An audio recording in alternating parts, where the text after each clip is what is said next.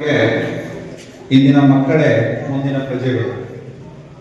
ನಾವು ಮಕ್ಕಳಿಗೆ ಉತ್ತಮ ಮೂಲಭೂತ ಸೌಲಭ್ಯಗಳನ್ನು ಕೊಡಬೇಕು, ಉತ್ತಮ ಪ್ರಾಥಮಿಕ ಶಿಕ್ಷಣವನ್ನು ಕೊಡಬೇಕು.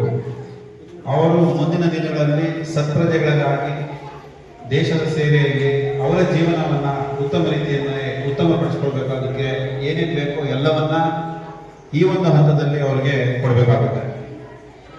ಮೊದಲನೇದಾಗಿ ನಾವಿಲ್ಲಿರುವಂಥ ವೇದಿಕೆ ಮೇಲಿರುವಂಥವ್ರು ಇರ್ಬೋದು, ನಮ್ಮ ಪತ್ರಿಕಾ ಮಾಧ್ಯಮದ ಮಿತ್ರರು ಇರ್ಬೋದು, ನಮ್ಮ ಶಾಲಾ ಶಿಕ್ಷಕರುಗಳಿರ್ಬೋದು. ಮಕ್ಕಳೇ ಈ ಕಡೆ ಕೇಳಿಸ್ಕೊಳ್ಳಿ, ನಿಮ್ಗೆ ಏನು ಹೇಳ್ತಾ ಇದ್ದೀನಿ. ನಾವೆಲ್ಲ ಸರ್ಕಾರಿ ಶಾಲೆಯಲ್ಲಿ ಓದಿ ಈ ಒಂದು ವೇದಿಕೆ ಮೇಲೆ ಕೂತ್ಕೊಂಡಿರುವಂಥವ್ರು. ನಾಳೆ ದಿನ ನೀವು ದೊಡ್ಡವರಾಗಿ ನೀವು ಕೂಡ ಇಂಥ ವೇದಿಕೆ ಮೇಲೆ ಕೂತ್ಕೊಂಡು ನಿಮ್ಮ ಯುವ ಪೀಳಿಗೆಗೆ ನೀವು ದಾರಿಯನ್ನು ತೋರಿಸಬೇಕಾಗುತ್ತೆ. ಬಹುಶಃ ನಮ್ಮ ವೇದಿಕೆಯಲ್ಲಿರುವಂಥ ಎಲ್ಲರೂ ನಾವು ಸರ್ಕಾರಿ ಶಾಲೆಯಲ್ಲಿ ಓದಿರುವಂಥವ್ರೆ, ನಮ್ಮ ಪತ್ರಿಕಾ ಮಾಧ್ಯಮದವರು ಸರ್ಕಾರಿ ಶಾಲೆಯಲ್ಲಿ ಓದಿರುವಂಥವ್ರೆ. ಸರ್ಕಾರಿ ಶಾಲೆಯಲ್ಲಿ ಓದಿ ಒಬ್ರು ಗ್ರಾಮ ಪಂಚಾಯತಿ ಅಧ್ಯಕ್ಷರಾಗಿದ್ದಾರೆ, ಸದಸ್ಯರುಗಳಾಗಿದ್ದಾರೆ, SDMC ಸದಸ್ಯರಾಗಿದ್ದಾರೆ, ಒಬ್ಬ PDO ಆಗಿದ್ದಾನೆ, ಒಬ್ಬ ಸೆಕ್ರೆಟರಿ ಆಗಿದ್ದಾರೆ. ಪತ್ರಿಕಾ ರಂಗದಲ್ಲಿ ತಮ್ಮದೇ ಛಾಪನ್ನು ಮೂಡಿಸಿರುವಂತ, ತಮ್ಮದೇ ಒಂದು ಕೊಡುಗೆಯನ್ನು ನೀಡುವಂತ ಪ್ರಜೆಗಳಾಗಿ ಇವತ್ತು ಬೆಳೆದಿದ್ದೀವಿ. ಎರಡನೇದಾಗಿ ನಾವು ಹೇಳಬೇಕು ಅನ್ನೋದಾದ್ರೆ, ಮೊದಲು ಮುಸ್ಸಂದ್ರ ಗ್ರಾಮ ಪಂಚಾಯತಿ ಇವತ್ತು ಒಂದು ಮಾದರಿ ಗ್ರಾಮ ಪಂಚಾಯತಿ.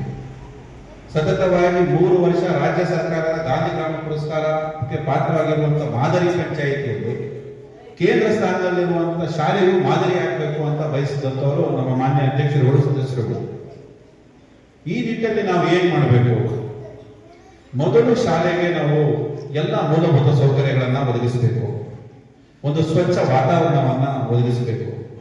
ಮಕ್ಕಳಿಗೆ ಒಳ್ಳೆ ಯೂನಿಫಾರ್ಮ್ ಹಾಕೋದು ಒಂದೇ ಅಲ್ಲ, ಜೊತೆಗೆ ಅವರು ಪ್ರತಿನಿತ್ಯ ಬೆಳಗ್ಗಿಂದ ಸಾಯಂಕಾಲ ತನಕ ತಮ್ಮ ಸಮಯವನ್ನ ಕಳೆದು ಇಲ್ಲಿ ಏನು ಬೋಧನೆಯಲ್ಲಿ ತೊಡಗುತ್ತಾರೆ ಅವರಿಗೆ ಉತ್ತಮವಾದ ನೈಸರ್ಗಿಕವಾದ ಒಂದು ವಾತಾವರಣ ಕಳಿಸ್ಕೊಡ್ಬೇಕು ಅಂತ ಆ ಒಂದು ನಿಟ್ಟಿನಲ್ಲಿ ಹಲವಾರು ಕ್ರಮಗಳನ್ನು ಕೈಗೊಂಡಿದ್ದೀವಿ. ಆ ದಾನಿಗಳಿಂದ ಇರ್ಬೋದು, ಆ ಕಾರ್ನರ್ ಪಟ್ಟಿ ಸೌಕರ್ಯದಿಂದ ಇರ್ಬೋದು, ಶಾಲೆಯ ಅವಳೇ ಬಂದು ಶಾಲೆಯ ಎಲ್ಲ ಕಾಂಪೌಂಡ್ ಎಲ್ಲ ಕ್ಲೀನ್ ಮಾಡಿಬಿಟ್ಟು ಹೋಗಿದ್ವಿ.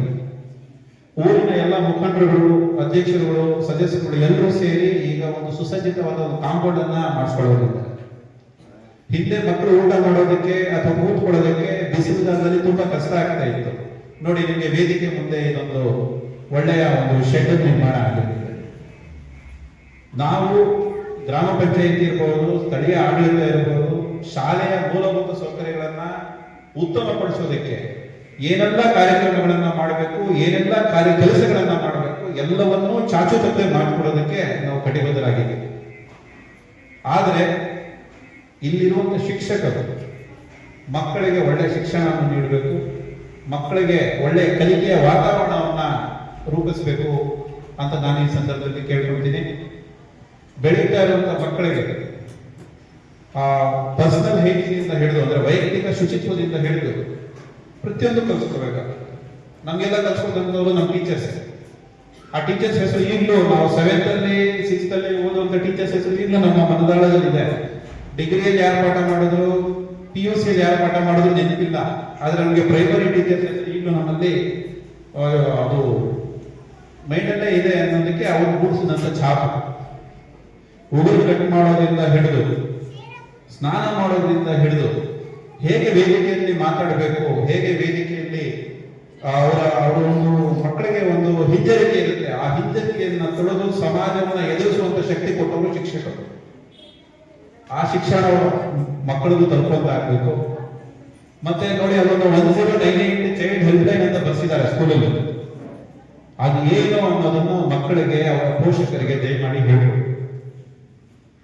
ಎಲ್ಲಾ ಮಕ್ಕಳಿಗೂ ಬದುಕುವ, ಜೀವಿಸುವ ಹಕ್ಕಿದೆ, ಒಳ್ಳೆ ಶಿಕ್ಷಣ ಪಡೆಯುವ ಹಕ್ಕಿದೆ.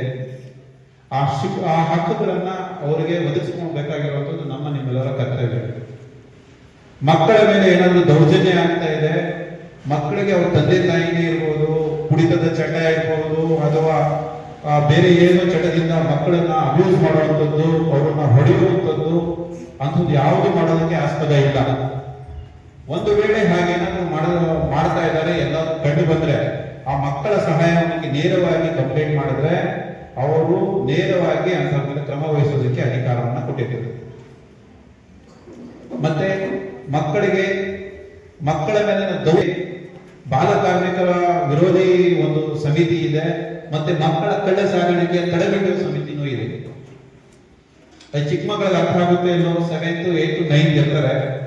ಮಕ್ಕಳನ್ನ ಒಂದು ಕಡೆಯಿಂದ ಮತ್ತೊಂದು ಕಡೆ ಚಿಕ್ಕ ಮಕ್ಕಳನ್ನ ಕಲಿಯುವಂತ ಕೆಲಸಗಳು ಕೂಡ ಸಮಾಜ ಘಾತಕ ಶಕ್ತಿಗಳು ಇದೆ. ಅವನ್ನೆಲ್ಲ ತಡೆ